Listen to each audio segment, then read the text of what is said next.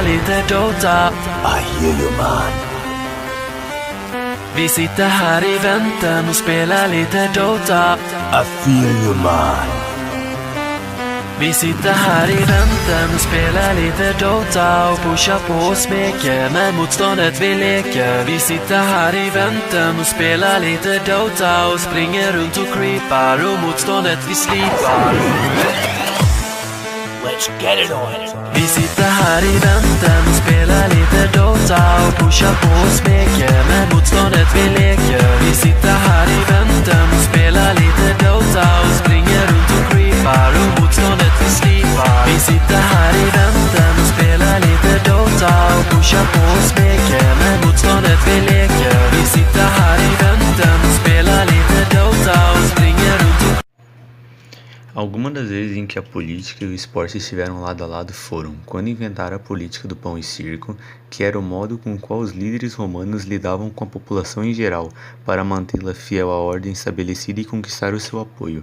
Essa frase tem origem na sátira X do humorista e poeta romano Juvenal, e no seu contexto original, criticava a falta de informação do povo romano, que não tinha qualquer interesse em assuntos políticos, e só se preocupava com o alimento e o divertimento.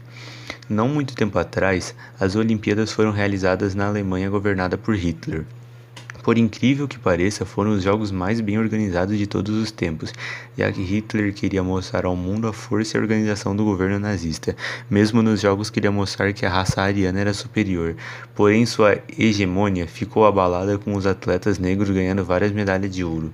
Também não muito tempo atrás, em 1995, Nelson Mandela usou o esporte para unir negros e brancos. O preconceito entre as raças era muito grande no país e o medo de uma guerra racial era constante. Ele viu no rugby uma saída para unir os povos.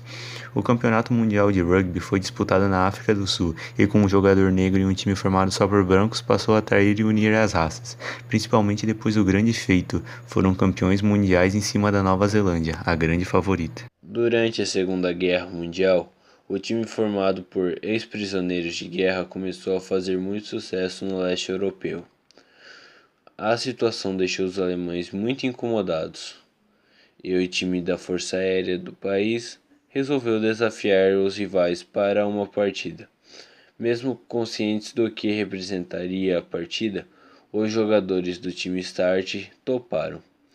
Eles venceram os alemães por 5-3 e pouco depois foram presos, torturados e mandados para campos de trabalho forçado, sendo que 4 deles não resistiram à tortura e foram mortos.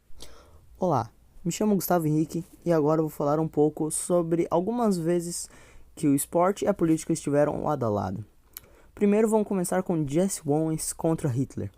Em 1936, nos Jogos Olímpicos de Berlim, Adolf Hitler planejou usar a competição como propaganda do regime nazista. Porém, o velocista afro-americano Jesse Owens frustrou a pretensão de comprovar a superioridade ariana, ao conquistar 4 medalhas de ouro no pódio. O atleta se negou a olhar para a tribuna de Hitler, que deixou o Estádio Olímpico. Panteras Negras e a expulsão. Em 1968, foi a vez dos americanos Tommy Smith e John Carlos, medalhistas de ouro e bronze, respectivamente, protagonizaram protestos nos Jogos Olímpicos da Cidade do México. Os dois subiram ao pódio silenciosamente e descalços e de cabeças baixas. Ergueram os punhos fechados com luvas pretas. A saudação já havia sido consagrada pelo Grupo de Combate à Discriminação dos Estados Unidos, Panteras Negras. Por conta da significativa manifestação, ambos foram expulsos da Vila Olímpica. A política e o esporte infelizmente sempre estão juntos, algo diretamente envolvido com a nossa emoção, como os esportes talvez não devessem se envolver com assuntos racionais ou a política. Não vou falar de nenhum partido ou detonar com a Copa ou as Olimpíadas no Brasil, mas o que eu vou demonstrar é que há tempos políticos usam o esporte para se fortalecer, demonstrar superioridade ou ludibriar o povo, mas será que são todos? Na antiguidade, o esporte tinha a função de preparar combatentes, sempre voltando ao militarismo ou de cunho religioso. Na Grécia, o berço das Olimpíadas, o esporte era promovido tanto para a preparação militar quanto para estabelecer relacionamento de paz entre as cidades e os estados. Para a realização dos Jogos Olímpicos, um contrato de paz foi assinado entre os governos das cidades gregas, o que deu um sentido de identidade para o povo grego. Ainda na antiguidade, nasceram os Jogos Romanos. Nessa época de grandes conquistas territoriais para os romanos, as políticas sociais internas muitas vezes eram sonegadas, causando a ira da população. Com a finalidade de evitar rebeliões, nasceu a política do pão e circo, ao contrário dos jogos gregos que eram cheios de honra e disputas leais.